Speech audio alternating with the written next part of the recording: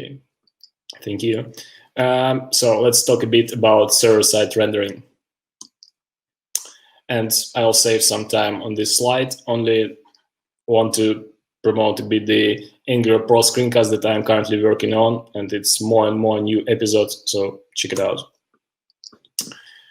First of all, I would like to clarify some unclarities about server-side rendering and Angular Universal, because sometimes there is a confusion what's the difference. And in fact, the server-side rendering is approach in general, and Angular Universal is exact implementation for Angular. And one more thing, why we actually should do server-side rendering. That's three main things are there.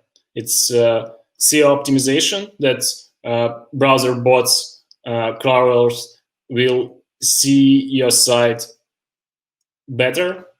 First screen, very important, especially for some mobile devices.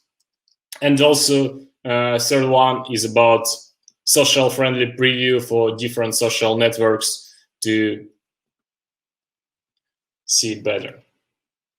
So, and now let's go to the comparison. So, Scully versus Angular Universals.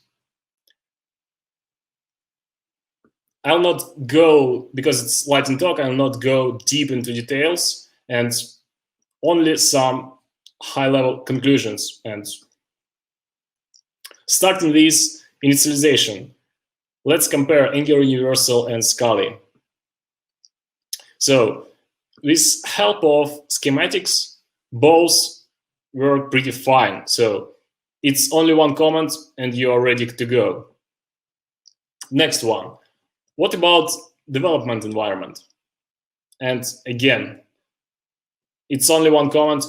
If you work with Angular Universal like 2 years ago, it was quite some challenge to set up first environment and then to run the development environment. But now it's only one command.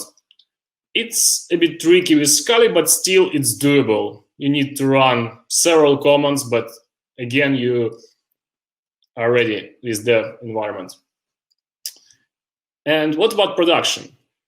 Production, again, you need to build your application, and then you need to run your server for server-side rendering or pre-rendering. Almost the same goes for Scully. So you need to build your main application, and then you need to compile your already built application with Scully. And here is only the difference that for Angular Universal, you still need to have Node.js server running. And for Scully, you can just upload your files to CDN, and that's it. Next one, I think the most important point is about rendering. Rendering in Angular Universal is done with help of NGUPEx engine, kind of extension for Express, and it works without real browser, comparing to Scully that use Puppeteer, and it means that you can even render some very old, ugly, and outdated jQuery plugins that is not very recommended for Angular Universal. Next one, about real-time compilation. And we should admit here that Angular Universal is built for it. So you request a page and you are getting result that is compiled for you. But Scully was not built. Scully is built to pre-render the static content before and then just provide some HTML pages, but not regenerate it on fly. Also about partials. Partials, well, we can do partials easily with Angular Universal, and it works perfectly with cache. If you cache something, then your page was updated. You can update the cache by regenerating only one page. It works more or less with Scully as well, with specific flag, where you can specify the page or range of pages. Speaking about some comparison in terms of speed, we can say that up to 1,000 pages, they work more or less the same. There are not such a big difference. But after 1,000 pages, if you need to compile or prerender more, the difference is quite huge. So it depends how many pages do you have for your web application and in which way do you need them to be pre-rendered. For more details of this benchmark, I will send you to this nice article of Sam Flubergs that provides some more information and actual the source code of both applications to compare, that you can compare yourself. The same about file size. So about file size, we have here, well, not a big difference like we saw with speed of pre-rendering. Angular Universal is doing a bit better, like probably 10%, but not more than 10%.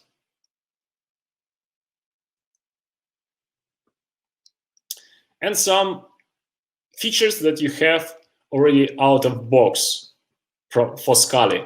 For Scully, you can create different sorts of plugins that you can completely change the work of this engine. And one of the things that you can do, you can remove Angular from your static pages at all. In terms of optimization, it's very good, especially if you don't need to have dynamic page and you only want to pre-render HTML. Also, with help of some schematics, you can easily generate blog. So your blog, Angular blog with help of Scully. And what I really like is, together with blog, you can write your blog articles in MD files, and Scully will compile it for you in HTML. So, what's the conclusion? What we can say? What to use?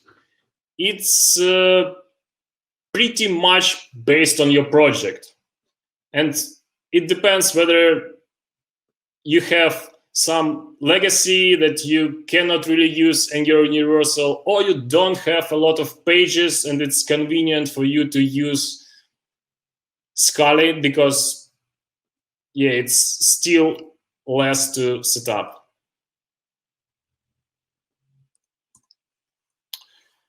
So that's it for my lightning talk, and